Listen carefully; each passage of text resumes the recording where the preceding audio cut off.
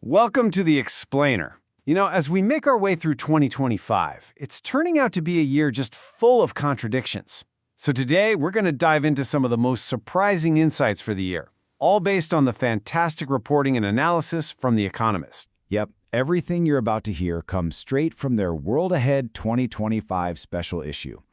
And what a year it is. A year where incredible hype is crashing head-on into a messy reality. And where real progress is popping up in the last places you'd expect. All right, so let's get right into it.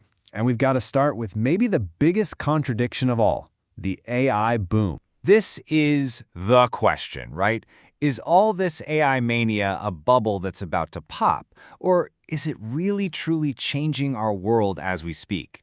Well, the thing is, the answer seems to be kind of both. So check this out. This really gets to the heart of the AI contradiction. You've got this insane financial mania. I mean, NVIDIA's market value shot past $3 trillion. But then you look at the real world. America's Census Bureau finds that only about 5% of businesses are actually using AI in their products or services. That is a huge gap, and you have to wonder, how long can that last? For all its digital magic, AI is slamming into some very real, very physical walls. Take power. The thirst for electricity is just staggering. The International Energy Agency thinks data centers could double their electricity use by 2026. We're talking about as much power as the entire country of Japan. And get this, analysts are now predicting we could literally run out of high-quality data on the internet to train these models maybe by 2028.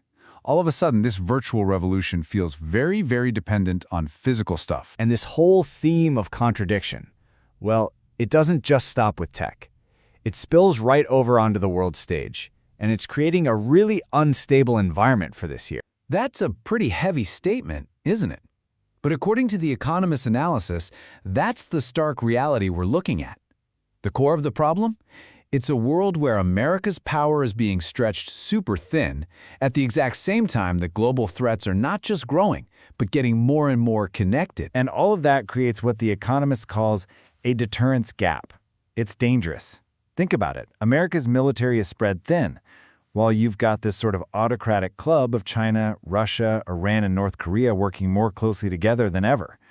Throw in shaky alliances and a Europe that's pretty distracted by its own politics, and yeah, the world suddenly feels a whole lot less stable. Meanwhile, China's dealing with its own big paradox. Back home, its economy is really struggling. There's a property market in trouble, entrepreneurs are feeling down, and those U.S. tech restrictions are tight. But all that pressure is actually forcing a pretty wild outcome. Chinese companies are learning to innovate with less, and they're pushing aggressively into global markets. We're seeing EV factories popping up everywhere from Hungary to Thailand. Okay, but it's not all doom and gloom. Not at all. In fact, some of the most exciting stories about growth this year are coming from places you might not expect. Yeah, well, a lot of the big major economies are kind of struggling. The Economist analysis points to some real bright spots out there. These are the places that are bucking the trend, avoiding that trap of low growth and high debt. And here is a stat that just completely flips the script on a lot of old narratives. In 2025, get this, 9 of the world's 20 fastest growing economies are going to be in Africa, almost half. And we're talking about countries like Rwanda and Tanzania, places that aren't just relying on commodities. They're projected to grow by over 6%. It's a huge story. And speaking of unexpected places, this quote just perfectly sums up a new kind of cultural force that's exploding onto the scene. A scriptwriter was talking about Chinese microdramas, and he called them soaps on steroids. I love that. So what are they? Basically, they're these minute-long soap operas designed for your phone, and it is a full-blown phenomenon. In China alone, the market is on track to nearly triple in value by 2027. And now, it's going global. Chinese-backed apps are taking the same model and exporting it, using foreign actors to create original content for audiences all over the world. All right, so this same dynamic, this push and pull, we're seeing it play out in science and technology too. You have these incredible breakthroughs on one hand, and they're fighting against some really big hurdles on the other. So for decades, there's been this really frustrating trend in medicine. Developing new drugs just keeps getting more and more expensive. It's a trend called Irum's Law. which, is Moore's Law spelled backwards.